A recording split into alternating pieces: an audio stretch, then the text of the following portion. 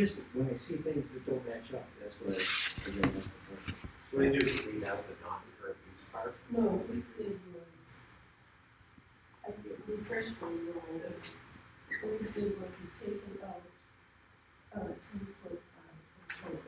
10. And 10 point, he had 10. And he looked at all 5. So Should be that somewhat. so 0.5 is divided up between the two 5.25 lots. And he just wants it on the map. Just with this. Okay. As long as Avatar's happy. Yeah. And there's another question from me. You know, when people have current use, and you may be able to answer this, and they have campsites on the current use property, is it still apply for current use? As long as there's no permanent structures, and I think tent platforms don't count. Yeah, because you see an Airbnb, you come up all around town here, and I didn't know if that affected the current use property. As long as there's no permanent openings, they're just doing tents. Would that be a question for the planning board? I mean, I will say what it regulates. But as far as just the state law of current use, That's what I'm how asking. it applies. Okay, I get it. Yeah, because I haven't seen the property or anything, that's why I want to make sure I advertise a good reason to put all this together. No, the best is put it together. Right. They have a 35 acre, and they have two 5.5s, and they're all touching. Right. They just wanted to put the two 5.5s Yeah. in current use. And there's no building, but just two empty wood lots. Okay.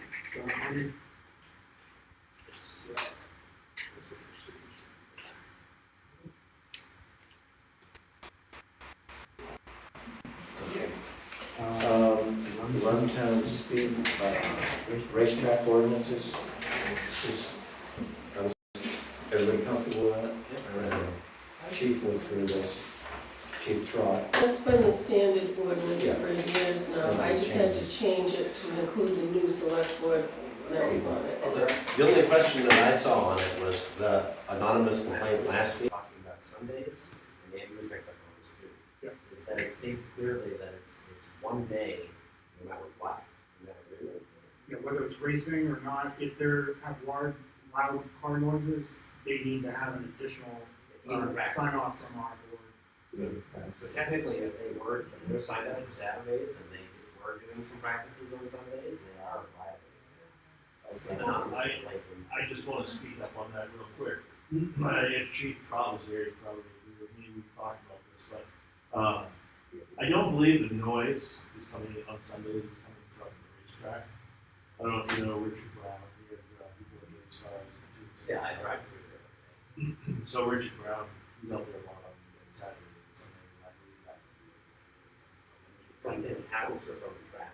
No, from his house, and it was right by the track, nobody ever really heard it, so it sounded like it was coming from the city. Well, that makes sense. I mean, I'm telling you that I've been on Saturdays and Sundays, and I've seen Richard out there shooting race cars, and it sounds like a modified monster truck out there. Yeah, I can do that. So I just want to make that clear. I think that would be the noise that you might be hearing on Sundays. Okay, well, Chief Ames and Chief Strop are gonna talk to them, so.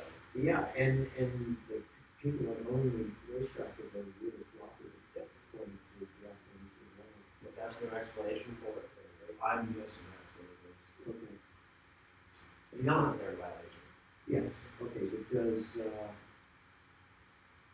I don't know if all can hear this, so we'll address it. With some person. The HEB agreement for the gravel pit, letter of agreement. You wanna make a motion to sign it? You wanna? Are you comfortable with it?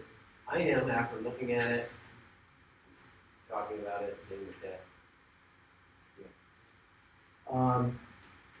Yeah, Jordan and I met at 11 o'clock on Saturday for select board meeting, and we walked the perimeter from the railroad track and went in went from southern end to the northern end. We didn't, and you can see where they had the gravel pit in the beginning. It looks like, I would say the estimate for the terrain, on the terrain feature is probably 8 to 10 feet off the water line. It extends for 18 plus acres. The tax map's got 15, and when I brought it into my GIS program, it came up with somewhere. So 18 acres, it has, roughly about 10,000 worth of timber on it. And, as far as the gravel estimates, 8 to 10 feet above the level. If they go down 20 feet, what would you say would be the gravel estimate? Well, from what I was given from the local pit owner, it's 16,000 yards per foot per acre. So what were your numbers? Times how many feet? So you went, so 10 feet up and 20 feet down, so 30 feet. 30 times how many acres do you think if you took buffers after that 15, maybe like 11 or I was something? gonna say 10 or 11. We'll be conservative at 10. That's 4.8 million yards of gravel, if that were true, which is worth $3 a yard from what I was told from one person, which is $14.4 million. Okay, so there's value in that piece of property. I'd have to confirm those numbers, but I was Oh, getting yeah. those numbers from someone that runs a pit, that knows what they're talking about. But even an estimate, if you're offered a couple million, it still seems to be significant to me. So, yeah. It's worth pursuing. So so that's the timber value and the gravel, potential gravel value for both. On the downside, it interfaces water, so you gotta deal with water management. Permitting is gonna be interesting. And the third issue that's gonna be a problem is access. So access and bridging. Just on the first run through the property, the access from the railroad bed, I think, is difficult. And the best access would probably be from Route 25. Now, if you don't mind me saying, the point at which you, or say you're down by, you're on 25,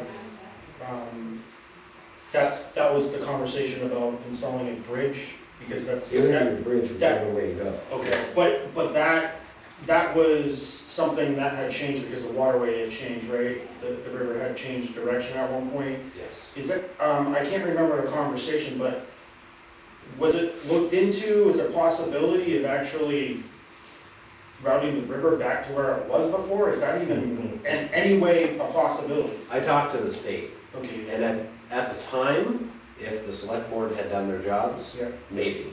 okay. Now, This is not a chance in hell. You're in an island of gravel. Not now. Because you've created Not 15 an years additional later. ecosystem or whatever for whatever's in that area. That's where the river is. Okay. Okay, so there's the three issues, the potential problems. Fourth issue is to establish ownership and researching that. The goal of this letter of agreement is, as I understand, basically just analyze it for the gravel, It's the deed research. deed research. To try to, it's not a full boundary survey. There would be another agreement to add to it where they actually stamp it, and then if you go to sell it or something, then the liability falls upon the surveyor. So this is the initial, yes, you own it, and here's a deed sketch, based on everything. Then if you want to continue further, it'll take some more money for them to do the actual stamped. They go out and they confirm the corners, and they set the corners, and they look for blazes and all that type of stuff. So there will be another agreement and some more cost. But this will at least get us going. Yeah, well, Nothing, I was just scratching my head. Another question, I guess, for Jordan. Once that's all done, is what you're saying, like, we're estimating at, 10, 11 acres, is that an estimate that could completely change based off of the actual area that we would own? Or is that really already like a safe bet? Well, no, I mean, if your deed calls that you own to the river, Mhm. and the river moves, Right. there are certain circumstances where you own to the old riverbed, and there are certain legal circumstances where you own to the new riverbed. Mhm. And that's part of this first wave. And that's the difference between 15 to 18 acres and 1.5 acres. Okay, So that's what this first $5,000 is to look into. okay, perfect. The numbers worth putting up are potential numbers. It's worth, I think it's, potentially it's a good investment for the town. And it's worth taking a step to look into it further. Agreed. I'm on board. Yeah.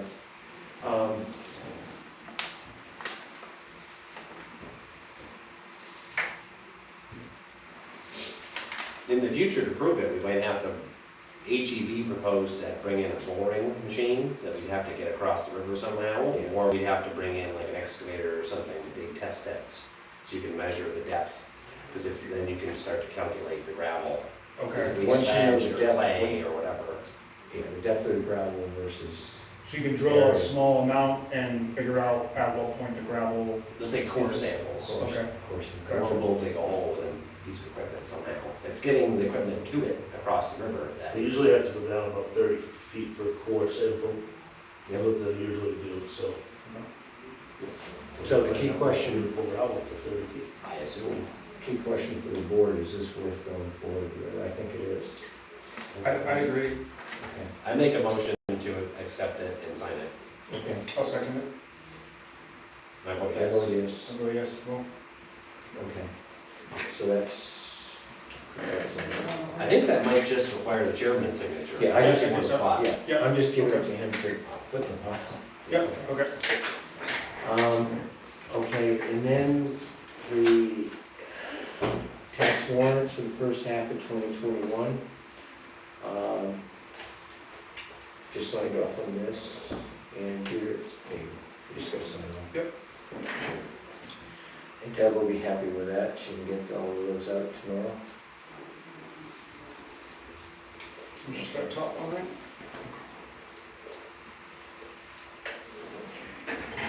And for delegating authority, for deposit authority, is the town treasurer.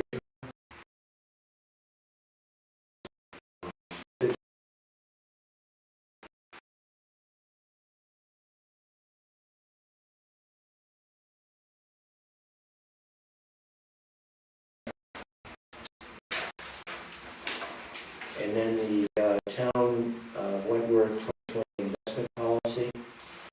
This gave us to us to review. I reviewed it, I didn't have any problems with it. Jordan, Same. Andrew? That was the- This was the investment policy that Andrew got to us about 2 weeks ago. Right. To review. Yep. Okay. It basically keeps things where it is without our approval. Same. Yeah, it is. Oh, okay. Okay, and. So Linda, that means that yourself, Deb Mel, and Deb Zimba all can go to the bank. Just a deposit. Just deposit. Yeah. That Right. driveway permit with Robinson. Fund balance policy. Say again? It's a fund balance policy.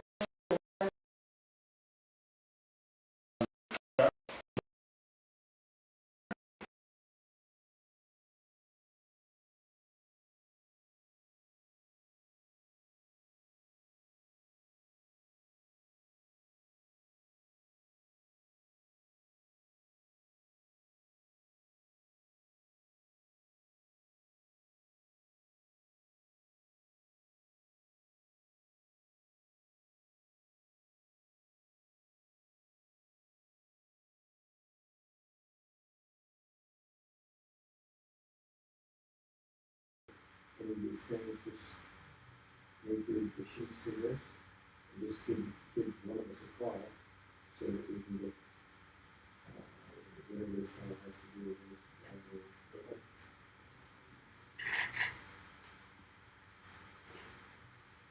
And, you know, we talked about this purchase request last week, didn't we, at the last meeting?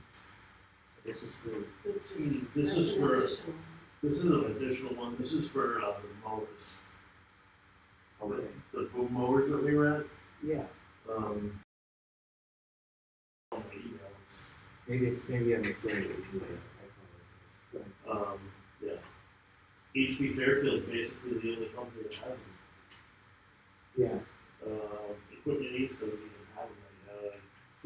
I attached that email, they're still waiting for theirs to be set up. well, I think it's important that you put in here that you've done all the places you've approached.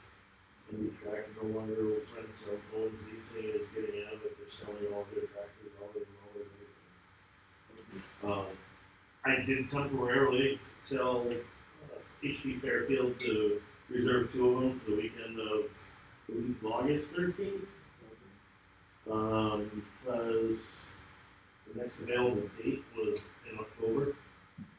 And it's kind of late in October, so I have 2 mowers temporarily. If you guys come to go ahead, I'll tell them to go and send me an email for a request for their insurance certificate to put on file.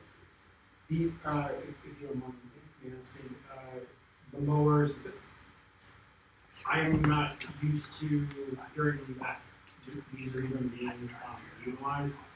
Is this something that yearly tax by the function? These are the mowers that are signed, tractors are signed weight, so you can put a one out of the size. How many places, or how many roads do you use these on? You go down every road or single road that you everywhere? So usually I have Owens Leasing, it usually takes us 2 to 3 weeks to do everything. I have 2 mowers for 1 week, and it's unlimited hours, they drop them off Monday morning at 8, and they pick them up Friday at 12.